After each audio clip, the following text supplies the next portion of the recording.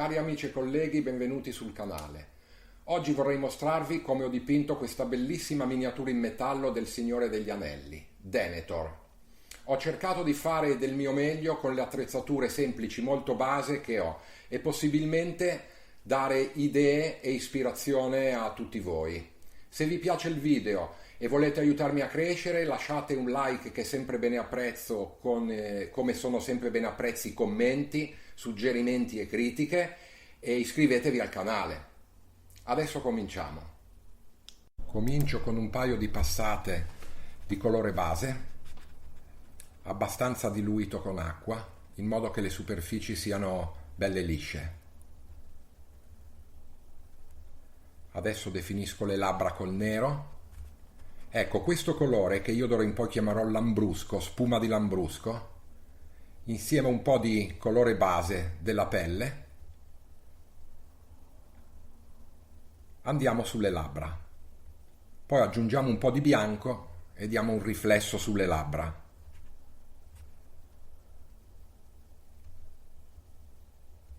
Proprio pochissimo. Qui invece uso due speed paint, due tonalità di marroni speed paint per definire un po' i recessi e le rughe del viso, per capire meglio le varie parti del viso.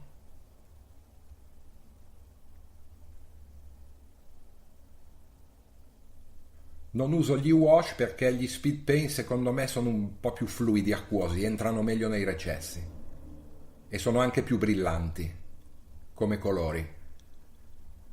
Poi col colore base rifinisco di nuovo il viso senza logicamente entrare nelle rughe, nei recessi.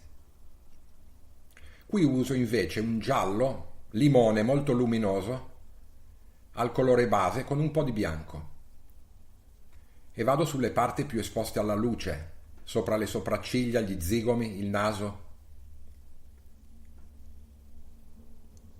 Sempre di più. Aggiungo ancora un po' di bianco e do un'ulteriore lumeggiatura sempre in quelle parti, in zone più piccoline. Poi aggiungo e faccio un processo un po' inverso, un po' di colore base all'ultimo colore della lumeggiatura per andare a smorzare il contrasto della lumeggiatura. Qui invece passiamo alle ombre, con marrone e sempre quel colore violaceo lambrusco. E faccio due tonalità, una più chiara e una più scura. La più chiara più vicino agli zigomi, mentre la più scura più vicino alle mandibole, a scendere dagli zigomi alle mandibole. E un po' sulla fronte anche.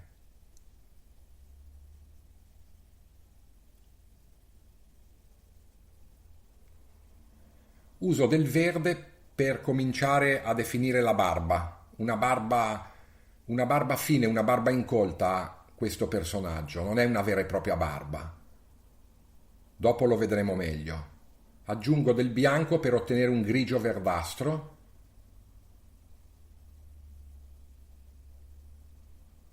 Per poi avvicinarmi a un grigio chiaro per i punti più in luce. Adesso al colore diciamo base della barba, al grigio verdastro, aggiungo il colore base della carne, proprio perché vorrei avere un effetto di barba incolta, quindi sotto la barbetta si vede la pelle, quindi deve avere comunque un colore un po' rosato.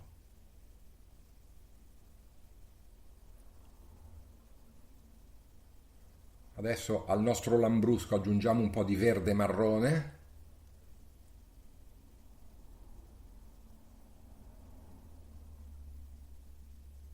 E un po' di colore della pelle, di incarnato. E andiamo a definire un po' il collegamento tra la barba e la pelle.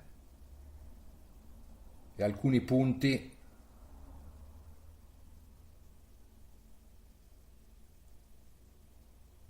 ecco, qui invece uso marrone e nero, quindi un marrone scuro, per cominciare a definire i capelli. Nelle parti più esposte alla luce e non nelle parti parallele alla luce. Io qui ho usato una luce a ore 12, quindi in alto, a mezzogiorno, dall'alto al basso. Aggiungo un po' di verde, poi bianco e marrone e lumeggio le parti sempre più esposte, le punte. Bisogna stare attenti a andare sempre in parti più piccoline, perché se no si rischia solo di avere poi due colori e basta. Qui adesso aggiungo ancora del bianco e ho i massimi punti di luce, proprio dei puntini in qualche punto e basta, altrimenti se lo riempio tutto poi non si vede, tutti i colori non si vedono. Vado avanti con l'armatura usando delle tonalità di grigio, grigio scuro, grigio chiaro, grigio bianco, nelle parti più in luce. Col grigio scuro andiamo su quasi tutta l'armatura.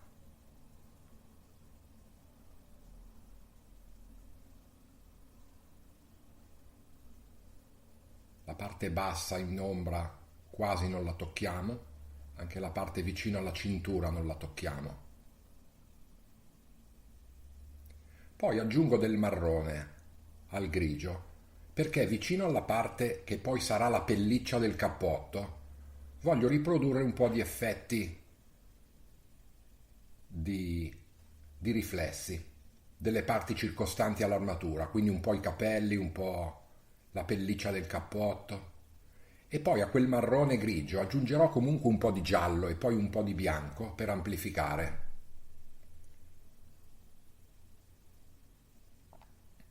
Parlando di riflessi, aggiungo anche un po' di azzurro per riflettere un po' il cielo nei punti più in luce.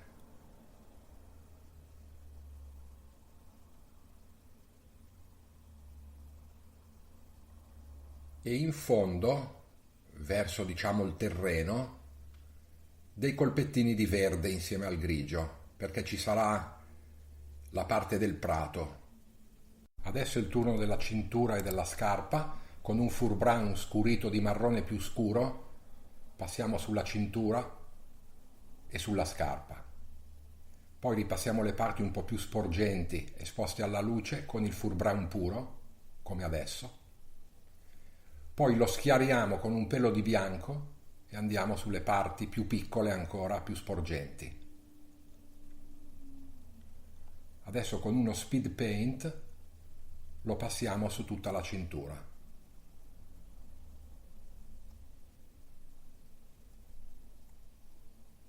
Ritocchiamo gli ultimi piccolissimi punti di luce. Per la spada invece il pomolo e il manico argento e oro e poi un null oil o uno wash qualsiasi nero. Per il cappotto invece usiamo un marrone e un verde desaturati col grigio e poi schiariti e scuriti con bianco e nero rispettivamente.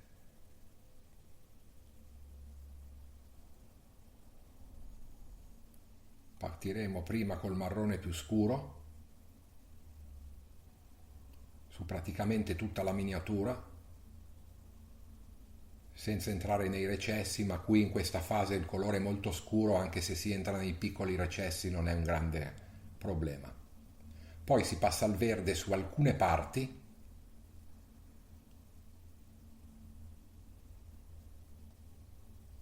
si aggiunge al verde un po' di giallo limone bello luminoso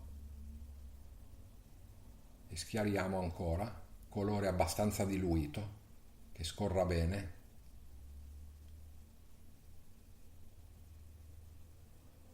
Stessa cosa poi la facciamo con il marrone, sempre più bianco e sempre più in alto, più chiaro e più in basso, dove è più inclinato, perpendicolare alla luce. Adesso daremo due mani, due passate di wash solo sulle parti verdi. È un marrone giallognolo chiaro, solo sulle parti verdi, come ho detto. Due mani. Con un Monster Brown scurito di marrone più scuro o nero cominciamo a fare tutta la parte della pelliccia, meno che le parti più in ombra. Poi lo mischiamo con un po' di Emprop e andiamo sulle parti più esposte.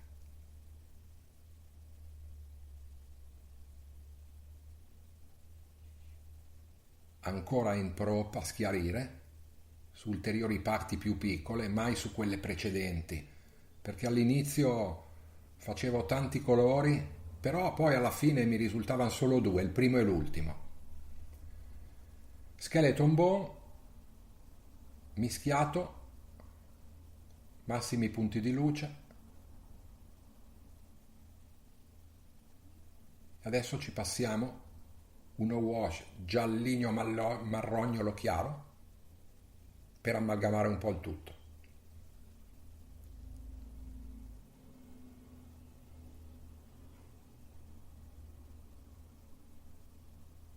Siamo alla fine, non mi aveva convinto tanto la barba, quindi ritocco barba, alcuni punti del viso e adesso basetta. Per la base a me piace questa texture di fango. Adesso diamo un dry brush con 3 tonalità differenti, del giallognolo beige, poi schiarito con del bianco. L'ultima, questa, solo su alcune parti della base, non tutta. Adesso colla erbetta. Un terremoto in arrivo, non fate come me che ho quasi distrutto la scrivania, si muoveva tutto, il braccio, la telecamera, eccetera. Adesso passiamo al protettivo. Forse andava passato prima dell'erbetta, ma vabbè, fa niente. Sassolini, ciuffetti d'erba, una pietrina e siamo arrivati.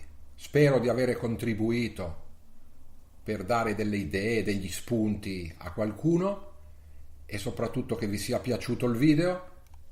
Grazie ancora per la visione e ci vediamo al prossimo.